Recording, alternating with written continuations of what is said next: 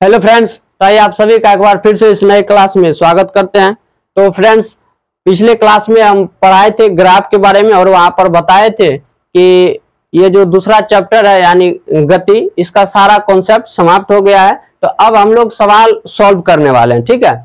तो आंकिक प्रश्न सॉल्व करने से पहले आपको कुछ सूत्र याद रखना है, ठीक है। तो वो आज हम यहाँ पर लिए हैं, आइए इसको समझते हैं, इसके बाद हम लोग चलेंगे सवाल पर।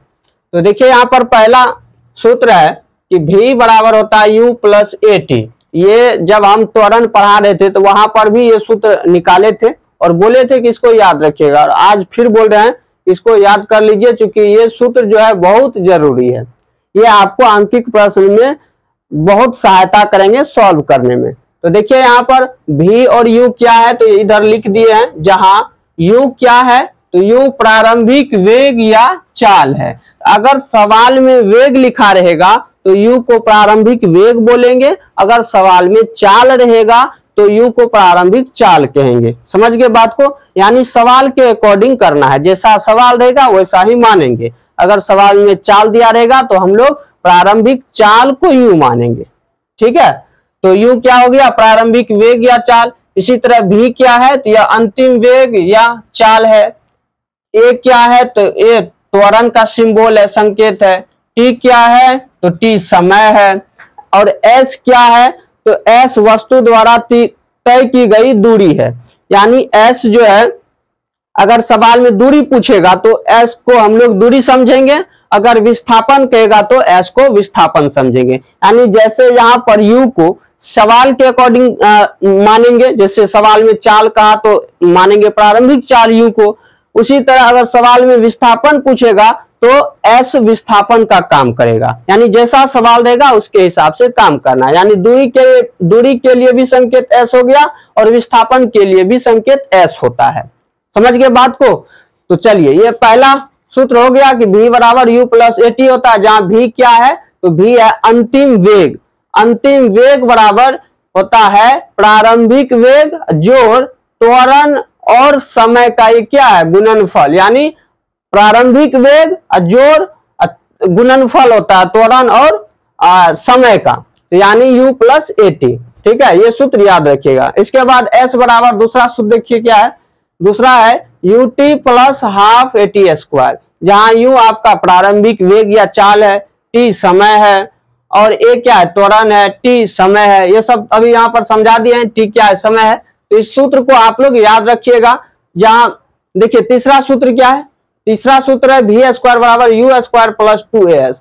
यानी v स्क्वायर बराबर ये सूत्र होता है u स्क्वायर प्लस 2as। जहां v क्या है आपका अंतिम वेग होगा या अंतिम चाल होगा, u क्या है तो ये प्रारंभिक वेग होगा या प्रारंभिक चाल होगा, a त्वरण हो गया, s जो है ये अगर सवाल में विस्थापन दिया रहेगा तो विस्थापन का काम करेगा, अगर दूरी दिया रहेगा तो दूरी का काम करेगा। समझ गए बात को। यही तीन सूत्र है, बाकी इसी को उल्टा पुल्टा के और भी सूत्र निकालते हैं। जैसे यहाँ पर अंतिम वेग बराबर ये सूत्र है, तो इसको हम प्रारंभिक वेग बराबर भी निकाल सकते हैं इस तरह से। जैसे देखिए u को इधर रखेंगे, at को उठा के इधर भेज देंगे, तो at प्लस में है, इधर आके क्या हो जाएगा, माइनस में हो जाएगा कि नहीं, इस तरह से। यानी v माइनस at बराबर इधर u बचेगा। यानी ये सूत्र बन गया ये वाला कि प्रारंभिक वेग बराबर होता है v माइनस at, यानी अंतिम वेग माइनस at। तो सूत्र में इधर उधर करके हम दूसरा सूत्र निकाल सकते हैं। समझ गए बात को। तो ये तीन सूत्र है। अब एक सूत्र है वृत्तीय पथ के लिए, आइए इसको समझते हैं। यहाँ पर देखिए हम लिखे हैं कि यदि कोई कण r त्रिज्या वाले वृत्तीय पथ पर एक समान चाल को भी माने, एक समान चाल v से गतिशील हो, तो एक चक्कर लगाने में लगा समय यानी t बराबर ये सूत्र होता है। क्योंकि समय है तो आप लोग याद कीजिए, ये सूत्र पढ़े हैं कि नहीं, चाल बराबर क्या होता है, दूरी बटा समय, ये होता है ना। तो इसी से हम लोग निकालते हैं। अगर मानिए समय निकालना है तो समय को इधर लेकर आएंगे, समय को इधर लेके आ गए तो चाल यहां आ जाएगा, यानी दूरी बटे चाल, दूरी बटे चाल। तो समय बराबर ये सूत्र आया, दूरी बटे चाल। तो वही बात है, क्योंकि वृत्ताकार पथ है, ये कैसा पथ है, यहाँ पर हम खींचते हैं, ये देखिए जैसे एक वृत्ताकार पथ है। तो अगर कोई कण मान लीजिए यहाँ से चलकर जो है अपना एक चक्कर पूरा किया, यानी यहाँ पर पहुंच गया, फिर तो एक चक्कर जो पूरा किया तो कण द्वारा कितनी दूरी तय की गई, तो जो इस वृत्त की परिधि होगी वही परिधि जो होगा वो इस कण द्वारा तय की गई दूरी होगा। तो यानी कि दूरी बराबर इस वृत्त की परिधि। तो दूरी तो पता चल गया कि दूरी बराबर ये हो गया, दूरी बराबर हो गया वृत्त की परिधि। वृत्त की परिधि होती है 2 पाई r।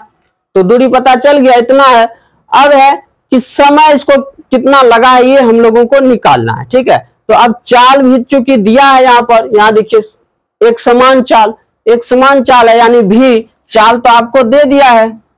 चाल बराबर क्या है, भी, यानी भी मीटर पर सेकंड से भी का कोई मान होगा, ठीक है। तो अब देखिए दूरी और चाल दिया हुआ है तो हम समय नहीं निकाल सकते हैं इस सूत्र से, समय बराबर दूरी बटे चाल। तो दूरी का मान कितना है 2 पाई r और चाल का मान है भी। तो देखिए t बराबर आया कि नहीं, 2 पाई r बटे भी। तो अगर ये सूत्र याद नहीं भी होगा तो भी कोई बात नहीं है, हम लोग अपने कॉन्सेप्ट के हिसाब से निकाल सकते हैं। क्योंकि चाल बराबर तो ये सबको याद ही है, चाल बराबर ये होता है दूरी बटा समय, चाल बराबर दूरी बटा समय। तो यहाँ हम समय बराबर निकाल सकते हैं दूरी बटा चाल, यहाँ इस सूत्र से ये निकाल लेंगे, समय बराबर दूरी बटा चाल। और दूरी जो होगा वो वृत्त की परिधि के बराबर होगा। तो वृत्त की परिधि के लिए सूत्र जानते हैं हम लोग 2 पाई r। तो यानी दूरी हो गया 2 पाई r और चाल तो सवाल में दिया ही रहेगा, या फिर मान लेंगे जैसे यहाँ पर माने अभी भी चाल है भी मीटर पर सेकंड, ठीक है। तो यानी इस तरह से हम समय निकाल लिए, t बराबर 2 पाई r बाय भी। तो ये t क्या है, तो ये एक चक्कर पूरा करने में लगा समय है। एक चक्कर पूरा करने में जो समय लगा है वही ये t है। समझ गए बात को। अब यहां से देखिए फिर वही बात, भी क्या है, चाल है, चाल को उधर दे आए, फिर t यहां आ गया, यानी v बराबर हो गया 2 पाई r बाय टी। भी क्या है, चाल है, यानी चाल बराबर दूरी बटा समय। यही सूत्र फिर आ गया, चाल बराबर दूरी बटा समय। आया कि नहीं। तो ये कुछ नहीं है, ये सिर्फ समझाने के लिए, आपको वैसे अलग लग रहा था, अब आपको एक ही लग रहा होगा, क्योंकि जो यहाँ है वही चीज यहाँ है, सिर्फ क्या है दूरी की जगह 2 पाई r है। इतना सही बात है। तो ये जो सूत्र है ये वृत्तीय पथ पर लगाना है। अगर वृत्ताकार पथ होगा, यानी अगर कोई कण वृत्तीय पथ पर गतिशील है तो वहां पर ये सूत्र लगाना है चाल निकालने के लिए। क्लियर है बात।